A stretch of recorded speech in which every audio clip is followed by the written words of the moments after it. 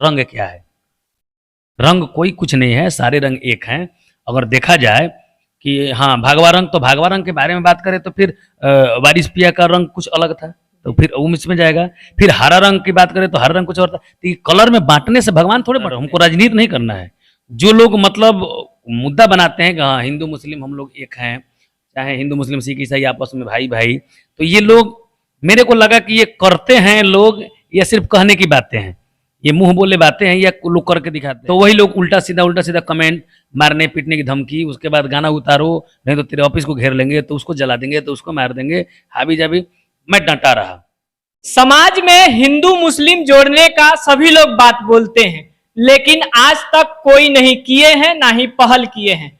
अनेक प्रकार का आप इंटरव्यू देखे होंगे, नेता का, मंत्री का, मुख्यमंत्री का, ना जाने किनका किनका। लेकिन आज हमारे भोजपुरी इंडस्ट्री का मैं बात करूं तो आलम राज जी एक ऐसे सिंगर उभर के आए हैं, कहीं ना कहीं मुस्लिम होते हुए भी हिंदू और मुस्लिम को जोड़ने का एक अलग संदेश दिए हैं इंडस्ट्री को। क्यों दिए हैं? क्योंकि इनका एक गाना आप लोग सुने होंगे, गंगा जल लेके मुसलमान चलल बुड़ुए, कहीं ना कहीं हिंदू और मुस्लिम को जोड़ने का प्रतीक ये दिखाता है, गाना संदेश देता है। आइए इसी सिलसिला में बात करेंगे। इनको अनेक तरह का धमकी मिल रहा है, अनेक प्रकार का लोग बात बोल रहे हैं, कुछ लोग बोल रहे हैं कि इसको मुसलमान समाज से निकालो, कुछ लोग ना जाने क्या क्या अनर्गल बातें करते हैं। सबसे पहले स्वागत है आलम जी, कैसे हैं? जी बढ़िया है, और BH न्यूज देखने वाले जितने भी दर्शक हैं सबको स्वागत है इस चैनल पे। जिस प्रकार आपने कहीं ना कहीं गाना गाया, आज तक कोई भी समाज हो, सिर्फ लोग बोलने का काम करते हैं। नेता भी बोलते हैं मंच पर से कि हम लोग हिंदू मुस्लिम एक हैं, हम लोग भाई भाई हैं, लेकिन बाद में फिर वही पलट जाते हैं। लेकिन आप कैसे ये ख्याल लाए कि आलम राज को कैसे ये ध्यान आ गया कि नहीं हिंदू मुस्लिम को एक करना है? कहीं ना कहीं आप मुस्लिम समाज से आते हैं, आपके कौम में लोग ये इस प्रकार का करना भी कहीं ना कहीं गलत समझते हैं, आप लोग आपको कहीं ना कहीं विरोधी भी मानते हैं कुछ लोग। आखिर ये ध्यान में कैसे आया कि नहीं हिंदू मुस्लिम को एक करना चाहिए? देखिए, सबसे पहले तो हमको पॉलिटिक्स नहीं करना है, राजनीति नहीं करना है। राजनीति में क्या होता है कि उनके मुंह पे उनके जैसा, उनके मुंह पे उनके जैसा, तो हमको राजनीति नहीं करना है। जो लोग मतलब मुद्दा बनाते हैं कि हाँ हिंदू मुस्लिम हम लोग एक हैं, चाहे हिंदू मुस्लिम सिख ईसाई आपस में भाई भाई, तो ये लोग, मेरे को लगा कि ये करते हैं लोग या सिर्फ कहने की बातें हैं, ये मुंह बोले बातें हैं या लोग करके दिखाते हैं। तो मैं जब ये काम शुरू किया मुहिम, जब मैं गाना के माध्यम से दर्शकों के बीच में भेजना चाहा, एक संदेश भेजना चाहा, तो उसमें कुछ लोगों को गड़ गया कि भाई ये हिंदू मुस्लिम का एकता का बात कह रहा है तो इसको ट्रोल करो। तो वही लोग उल्टा सीधा कमेंट, मारने पीटने की धमकी, उसके बाद गाना उतारो नहीं तो तेरे ऑफिस को घेर लेंगे, तो उसको जला देंगे, तो उसको मार देंगे, हाबी जाबी। मैं डटा रहा, मैं डटा रहा कि मैंने तो कुछ गलत नहीं किया है। अगर गलत किया होता तो सोचता इसके बारे में, मैं गलत नहीं किया था। तो मेरे को लगा कि कुछ लोग हैं जो कहते हैं लेकिन करने में उनको डर है, कर नहीं पाते हैं, तो मैंने करना शुरू किया। ठीक है, जब अच्छा कोई काम करता है तो आपत्तियां आती रहती है, तो मैंने अच्छा काम किया है। और जैसा कि कमेंट में मेरे को पहले तो 95 था, अब तो 99% कमेंट आने लगा कि हाँ आपने बहुत अच्छा किया है। तो 1% लोगों के लिए, फिर अब 1% लोगों को गाली सुनने के चलते अब उस गाना को उतारना कहाँ तक उचित होगा। तो जिस प्रकार आलम जी कहीं ना कहीं कमेंट आ रहा था कि तुमको मार देंगे, काट देंगे, क्या आलम राज जी डर गए थे ये गाना गाने के बाद? जी, कुछ देर के लिए तो मैं डर गया था। मैं एक हफ्ता से मतलब गाना, अभी देखिएगा वो मुसलमान चलल बा के बाद कोई गाना रिलीज नहीं हुआ, मैं सहम गया था कि कहीं ना कहीं मैं गलती क्या कर दिया हूँ या कुछ हो गया, गलती हमसे क्या। लेकिन जब कमेंट आना शुरू किया, पहले तो लोग फ़ोन किए तो हम लोग सोचे कि चलो बधाई देंगे, लेकिन स्टार्टिंग में शुरू में 5-10 फ़ोन ऐसे आए जो गाड़िए से शुरू हुआ। फिर कुछ लोग बधाई देने लगे, कुछ लोग गरियाने लगे, कुछ लोग बधाई देने लगे। तो अब इस सब घचपच के चक्कर में मैंने फ़ोन उठाना छोड़ दिया कि जो कुछ भी बोलना है तो आप लोग कमेंट में लिखिए। तो कमेंट जब आना शुरू हुआ तो मैंने सर्च किया कि कमेंट में यहाँ तक कि दोनों समुदाय के लोग, हिंदू मुस्लिम दोनों समुदाय के लोग जो हैं, उन लोगों ने कभी कहीं उल्टा लिखा नहीं, लेकिन जो असामाजिक तत्व के लोग थे उन्होंने उल्टा लिखना शुरू किया, उसमें गाली लिखना शुरू किया, इसको वैसे कर दो, इसको ऐसे कर दो, गाना उतार दो, मर्डर कर दो, मार दो, इस तरह की बातें उन सब उन्होंने लिखना शुरू किया। तो कुछ दोनों समुदाय के लोग थे, तो वो तो किसी समुदाय के भी नहीं थे, ना वो हिंदू थे ना मुस्लिम थे, वो एक जाहिल आदमी थे जो दंगाई थे। उनका काम था मकसद दंगा।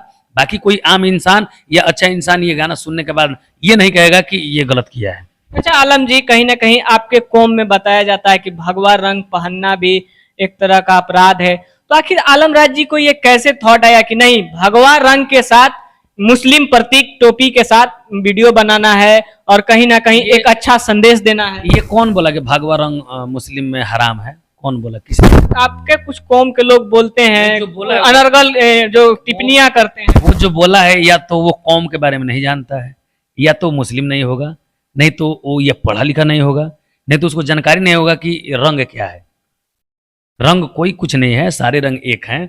अगर देखा जाए कि हाँ भगवा रंग, तो भगवा रंग के बारे में बात करें तो फिर वारिस पिया का रंग कुछ अलग था, तो फिर वो इसमें जाएगा।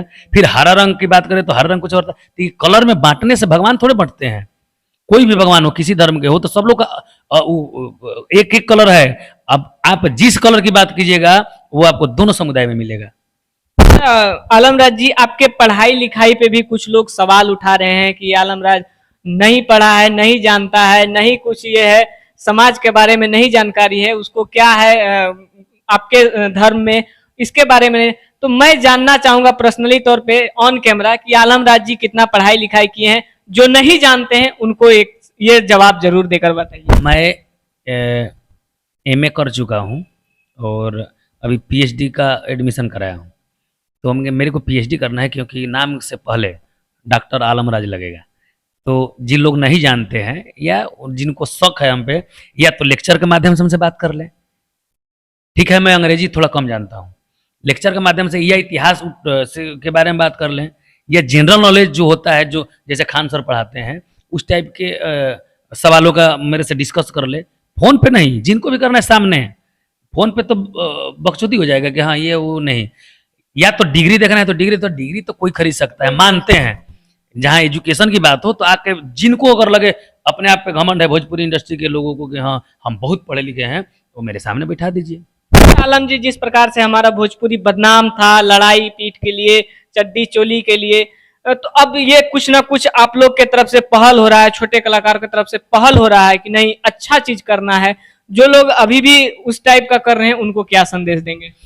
तो जो लोग ये कच्छी या चोली में अभी तक भी भिड़े हैं, तो मैं उनसे यही गुजारिश करूंगा कि देखिए आप लोग सामाजिक के तरफ चलिए और गाना भी बनाइए तो श्रृंगार रस का बनाइए। जैसे तार लाली अच्छा लगेला, काजर अच्छा लगेला, दुपट्टा बढ़िया बा, ओढ़नी अच्छा लगेला। आजकल तो भोजपुरी में वो नया ट्रेंड चल रहा है कि ढोड़ी में कैसे चाय पीबा तो 100 साल जीवा। देख रहे हैं अनेक कलाकार उठा उठा के उसको गा रहे हैं, बड़ा हो छोटा हो, पता नहीं ढोड़ी को लोग क्या समझ लिए हैं भोजपुरी में। उनके देखिए उनके दिमाग में यही है कि हाँ ढोड़ी में चाय पियेंगे तो 100 साल। तो एक काम कीजिए, अपना घर भर को पिलवा दीजिए, उनसे बोलिए कि घर भर को पिला लो, अपना 100 साल सब लोग जिएगा। हमें मूर्ख, अब वो जमाना नहीं रहा कि ढोड़ी में चाय पियोगे तो 100 साल जियोगे। ऐसा कुछ नहीं है, जो भी गाया है गलत गाया है। ये सब छोड़ो, ढोड़ी चोली करके कितना दिन को कौन क्या कर लेगा। बहुत सिंगर आए हमारे बाद, बहुत सिंगर है, मैं 10 साल से इस इंडस्ट्री में हूँ। बहुत सारे सिंगर आए जो बहुत सारा बड़ा बड़ा हिट कर करके आज उसका लोग नाम ही नहीं जानते हैं।